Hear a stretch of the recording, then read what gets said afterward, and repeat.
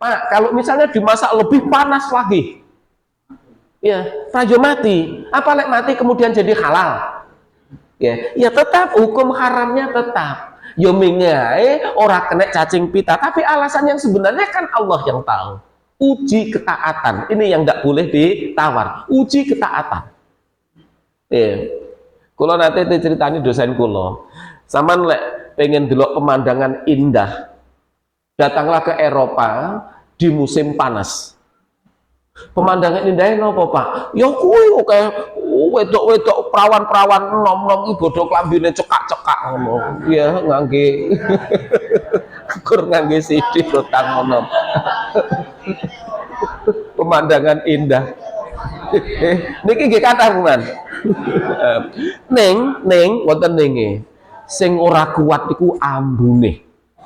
Ambune ki luwangu. Dadi simpangan mak breng. Wangu. Ambulangu niku kados ula niku. Ula niku kan dilangu ambune.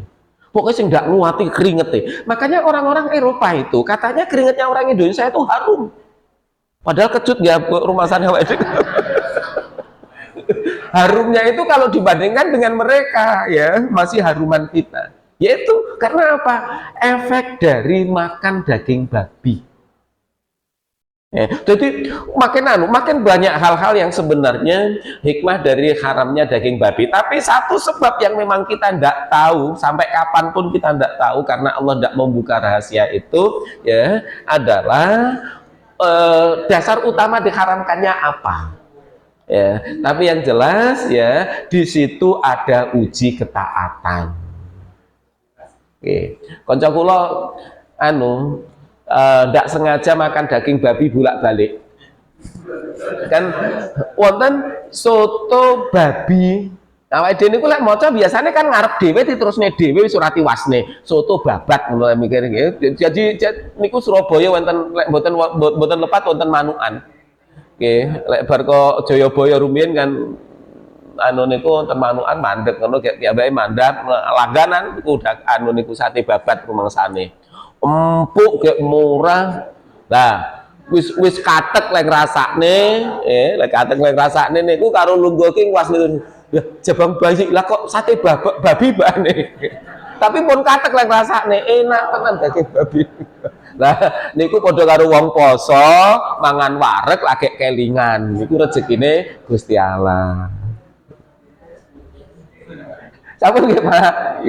Jadi sebab yang utama hanya Allah lah yang tahu. Jadi bagi kita ya memang ada hikmah-hikmah yang kita bisa pelajari. Wonten malih? Oh nggih, monggo. Yang saya tanyakan mengenai kredit kepemilikan rumah, biasanya mengambil kredit itu kan antara pembeli dengan orang. Ingin punya rumah tapi tidak bisa membutuhkan. Misalnya menggunakan jasa orang ketiga, mempunyai teman yang kaya, kemudian untuk mensiasati agar tidak riba, dia minta tolong temannya itu, aku buat itu kok nomor doang banyak, Tuhan tak beli. Dia pun tak bayarnya pengen tak bayarnya 5 tahun, jadi aku tiap bulan mikir satu ini. Apakah ini termasuk riba dalam kategori yang ringan atau berat? Kemudian yang kedua, masalah ibadah. Bekerjalah kamu seakan-akan kamu akan hidup selama-lamanya, dan beribadahlah kamu seakan-akan besok akan mati. Itu mohon dijelaskan. Terima kasih. Yang pertama berkaitan dengan membeli rumah dengan nyicil dari orang kedua yang membeli dengan menggunakan jasa bank. Saya pikir ini satu langkah yang hati-hati. Ya, memberi kredit itu boleh, tapi tidak boleh dengan dua harga. Ya, misalnya ini kalau dibeli tunai 100 juta, Tapi kalau kamu beli kredit dalam waktu 5 tahun misalnya 1 juta, apa itu 170 juta. Ya, itu yang nggak boleh ya, tenggang waktu kemudian membuat berbedanya harga. Tapi kalau memang kita membeli dengan kredit, kemudian pemiliknya pun juga tidak memberikan harga tunai, ya satu harga yakni harga kredit, maka kita itu sudah melakukan jual beli dengan benar. Artinya di situ tidak ada unsur riba. Sementara orang yang bersangkutan kemudian berurusan dengan bank itu urusannya sendiri, lalu bagaimana hukumnya? Ya kembali pada 3 hukum tadi yang saya sampaikan. Tapi yang jelas yang membeli rumah itu dia membeli dengan benar, dengan kredit ya, dan perbedaan pembayaran tidak menyebabkan perbedaan harga karena dia hanya memberikan satu harga. Ngaten nggih Bu? Nggih. Untuk yang kedua, itu bunyi hadisnya, ikmal lidunyaka ka'annaka ta'isu abadan wa'mal li akhiratika ka'annaka tamutu ghadan. Beramallah untuk duniamu seolah-olah kamu akan hidup selamanya. Beramallah untuk akhiratmu seolah-olah kamu akan mati besok.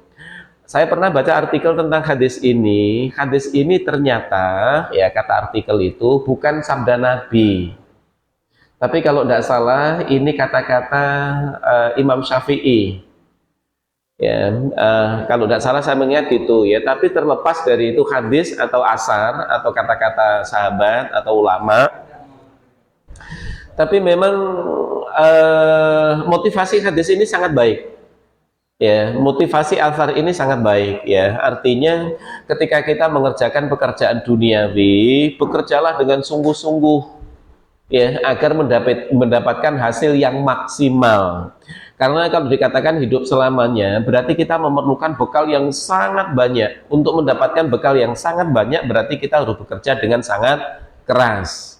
Ya, jadi itu motivasinya adalah motivasi sungguh-sungguh. Kemudian kalau untuk kepentingan akhirat, beramalah dengan sebanyak-banyaknya, sebaik-baiknya, seolah-olah kamu akan mati besok.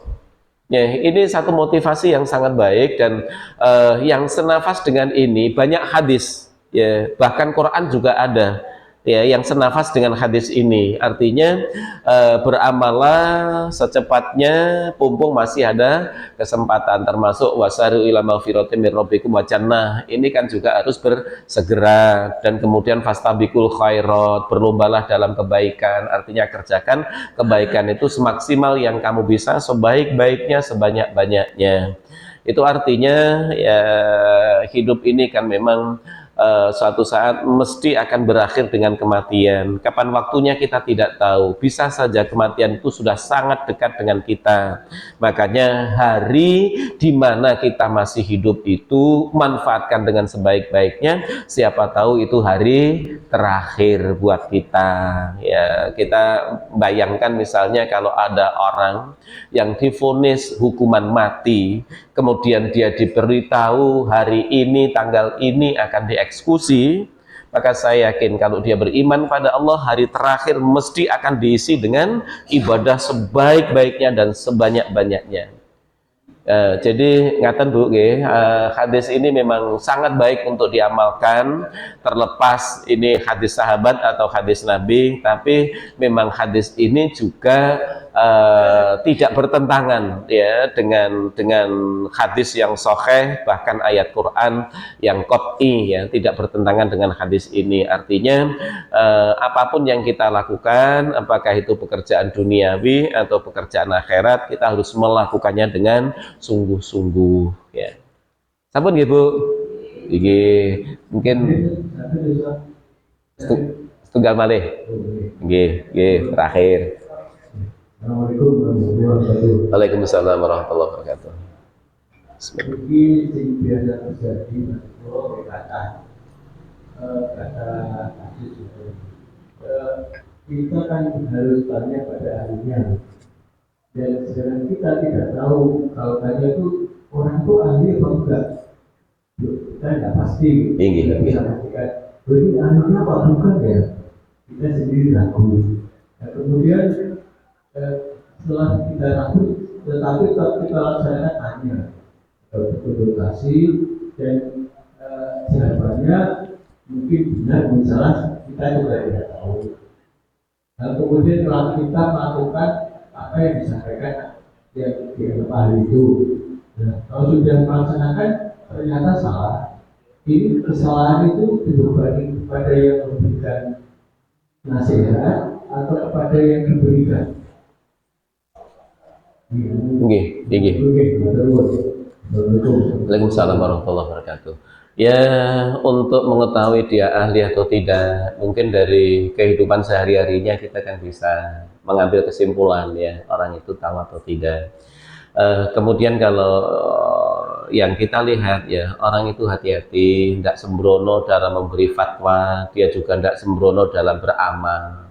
Ya, mungkin kita bisa memegangi fatwanya. Dan kemudian orang yang katakanlah dia memenuhi kriteria untuk berijtihad atau menentukan satu pendapat atau satu hukum dari satu masalah, itu kata Nabi ya, kalau orang itu benar dia mendapat 2 pahala. Kalau dia salah, dia mendapat 1 pahala. Artinya orang yang ahli atau memenuhi kriteria untuk ijtihad, bisa saja dia salah dengan ijtihadnya. Tapi betapa murahnya Allah, ya, dia menghargai semangatnya, dia menghargai niatnya. Semangatnya baik, niatnya baik untuk mencari jalan yang terbaik, itu yang dihargai Allah. Sementara salahnya oleh Allah diabaikan. Nah, kalau kemudian itu yang kita ikuti, ya, karena memang kita sudah berusaha, ya, sudah berusaha untuk tanya, tapi memang kemampuan kita untuk mencari orang yang tahu hanya itu, ya, maka itu la yukallifullahu nafsan illa wus'aha Rabbana la tu'akhidna in nasina aw akhtana. Ya, seseorang itu kalau terpaksa salah, akhtana, ya, dia salah tapi tidak dengan sengaja kesalahannya, apa itu Rasul minta untuk dimaafkan dan itu dimaafkan oleh Allah. Dalam hadis yang lain dikatakan bahwa orang yang tidak berniat salah tapi kemudian dia terjerumus pada kesalahan dan dia sudah berusaha untuk benar, termasuk usaha untuk benar itu tanya, itu maka Allah akan mengampuni kesalahannya. Jadi yang mengikuti diampuni kesalahannya, yang memberikan fatwa mendapat 1 pahala, dengan catatan orang itu memang katakanlah kita pandang punya kapasitas untuk memilih satu yang benar menurut yang kita tahu. Tapi kalau kita sendiri meragukan orang itu, artinya wong ki pinter neng sembrono, pinter ngomong tapi rati lakoni, ya, berarti dia kan tidak takut pada dosa. Memberikan fatwa pun dia berani ngawur, ya, karena dia tidak takut pada dosa. Indikator tidak takut pada dosa, dia sendiri sembrono, ya. Tapi kalau kita tahu orangnya sangat hati-hati, ya, memberikan fatwa dia juga hati-hati, itu bisa kita tanya, ya. Dan kemudian akhirnya kita kan bisa berpikir, ya, ini rasional enggak? Islam itu, ya, Islam itu kan juga selaras dengan akal sehat. Makanya kemudian ladina liman la aklalah, tidak ada kewajiban beragama bagi mereka yang tidak berakal. Artinya, ya, agama itu sesuai dengan akal sehat, terutama yang berkaitan dengan halal haram perbuatan atau makanan. Fatwanya itu logis enggak? Kalau menurut kita enggak logis, kemudian kita ragu-ragu, ya, kembali pada hukum dak mayaribuk ilamayaribuk. Tapi kalau kita yakin pendapatnya masuk akal, ya, agama itu sesuai dengan akal. Nah, kecuali kalau ibadah itu memang sudah paket, tidak bisa ditawar. Yang diperintahkan yaitu seperti itu kita melakukannya. Jadi yang biasanya masih samar-samar itu kan yang berkaitan dengan masalah muamalah, ya, hubungan kita dengan sesama manusia atau perbuatan kita berkaitan dengan kehidupan duniawi kita. Ya, kemudian fatwanya itu jenengan renungkan, ini masuk akal enggak? Kalau masuk akal, ya itulah kebenaran insya Allah. Nah, kalau kemudian kita terjerumus pada kesalahan, yaitu tadi Rabbana la tu'akhidna in nasina aw akhtana, termasuk yang dimaafkan oleh Allah. Kita sudah berusaha untuk bertanya. Terus kemudian nyun sewu ngaten, ya, Ada hadis mengatakan gini, asyadun nasi hasrotan yaumal qiyamah rajulun amkanahu talabal ilmi falam yatlubuhu. Yang paling menyesal nanti di akhirat adalah orang yang punya kesempatan untuk belajar, punya kesempatan untuk tanya, tetapi dia tidak belajar, dia tidak tanya. Maka dia kemudian beramal sesuai dengan amal apa itu pikirannya yang bodoh, ilmunya yang sedikit, maka bisa saja dia terjerumus pada kesalahan. Dia tidak tanya, dia tidak belajar, kemudian mengambil inisiatif sendiri. Inilah orang yang paling menyesal nanti di akhirat. Yang sudah tanya berarti kan sudah berusaha belajar. Ya. Sambut nggih? Nggih, nggih. Oh nggih, nggih. Nggih.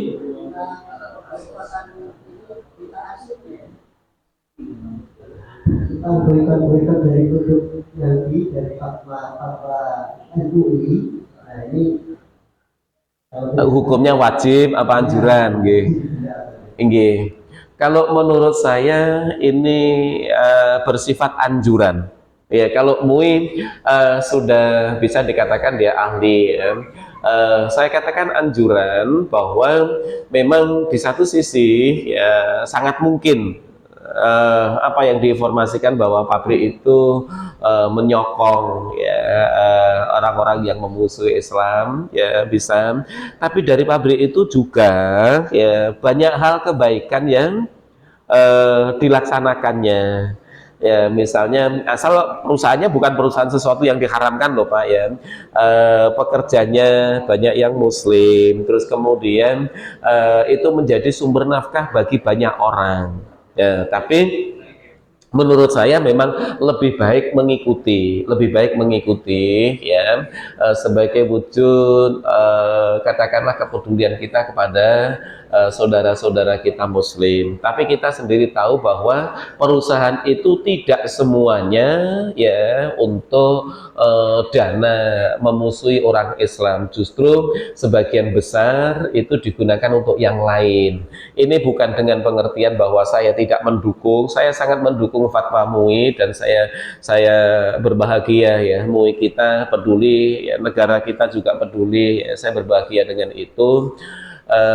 Cuman kalau ditanya hukumnya wajib, karena kalau hukumnya wajib ya semua kita harus tahu semuanya yang membantu ke sana itu perusahaan apa saja, dan kemudian kita harus katakanlah sangat rigid, misalnya hitam putih kita harus tinggalkan itu semua, dan saya yakin itu bukan sesuatu yang mudah karena informasi yang kita terima ya tentang perusahaan-perusahaan itu ya tidak semuanya valid ya, tidak semuanya valid, dan kita pun tidak mudah mencari informasi mana yang valid ya. Nyata nggih Pak. Jadi sifatnya anjuran ya, kalau kita niatkan untuk wujud solidaritas kita dengan sesama mukmin itu ibadah ya, itu ibadah. Apalagi kalau kemudian ya, kita justru lebih memilih perusahaan-perusahaan yang milik orang Islam, memperkerjakan orang-orang Islam, support dengan dakwah Islam, itu memang yang harus kita utamakan kalau kita tahu ya, kalau kita tahu. Mungkin sementara mekaten, insya Allah ya kita lanjut di pertemuan yang akan datang tahun ngarep ya. Tahun ngarep ini kan sudah Desember ya. Mudah-mudahan Allah ya memaafkan semua yang salah dari kita. Wallahu muwaffiq ila aqwamit thoriq. Bila taufik wal hidayah. Assalamualaikum warahmatullahi wabarakatuh. Alhamdulillah.